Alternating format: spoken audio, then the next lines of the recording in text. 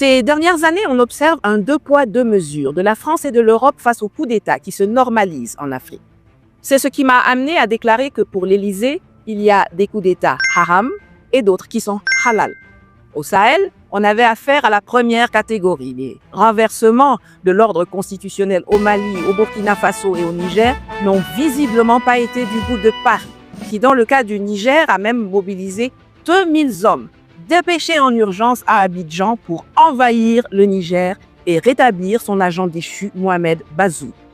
Cette entreprise machiavélique et criminelle a fort heureusement été tuée dans l'œuf par la solidarité démontrée par le capitaine Ibrahim Traoré et le général Assimi Goïta, qui avaient fait savoir le 1er août 2023 que toute agression du Niger serait considérée comme une déclaration de guerre contre le Burkina Faso et le Mali. 4. Avertissent que toute intervention militaire contre le Niger s'assimilerait à une déclaration de guerre contre le Burkina Faso et le Mali. Je répète. 4. Avertissent que toute intervention militaire contre le Niger s'assimilerait à une déclaration de guerre contre le Burkina Faso et le Mali. Je répète pour une dernière fois. 4. Avertissent que toute intervention militaire contre le Niger s'assimilerait à une déclaration de guerre contre le Burkina Faso et le Mali. Par contre, on a pu observer une attitude tout à fait différente concernant les coups d'État au Gabon, au Tchad et même en Guinée. Là, visiblement, les putschistes faisaient bien l'affaire de Paris, même si les choses ont évolué dans certains cas par la suite. Et c'est la même mansuétude dont il est question ici. Les organes officiels de propagande du Quai d'Orsay ont soigneusement évité de qualifier le colonel Michael et ses compagnons de junte, faisant part de la volonté de Paris d'accompagner les nouvelles autorités.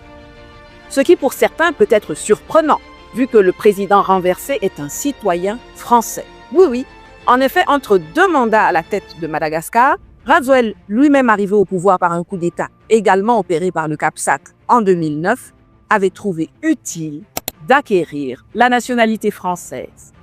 Une des grilles de lecture géopolitique est l'analyse des prises de position de certains pays face aux événements qui se déroulent dans le monde. La réaction pour le moins accommodante de la France face au changement de pouvoir à Madagascar doit nous alerter. Aurions-nous affaire à des putschistes halal? Je vais vous dire le fond de ma pensée.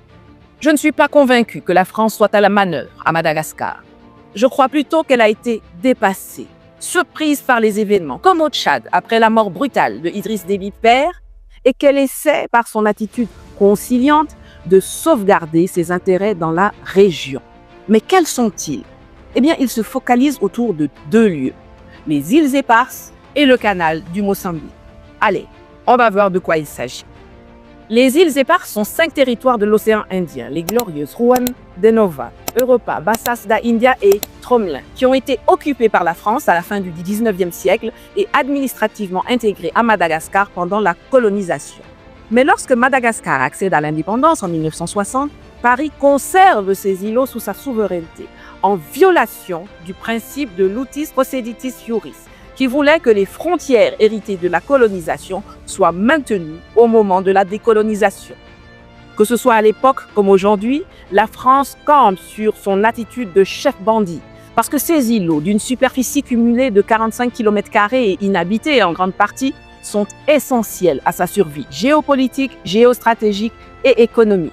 Les 5 petits îlots occupés dans l'océan Indien confèrent par ailleurs à la France 640 000 km² de zones économiques exclusives, qui s'ajoutent à ceux des autres territoires encore sous colonisation française comme la Martinique, la Guadeloupe, la Kanaky, la Réunion, la Polynésie, la Guyane, Mayotte, Saint-Pierre-et-Miquelon, Wallis et Futuna, Clipperton, Saint-Martin, Saint-Barthélemy et les terres australes et antarctiques, lui permettant d'usurper le deuxième espace maritime mondial derrière les États-Unis, avec plus de 10,2 millions de kilomètres carrés de ZEE, dont seulement 3% sont dus à son territoire métropolitain.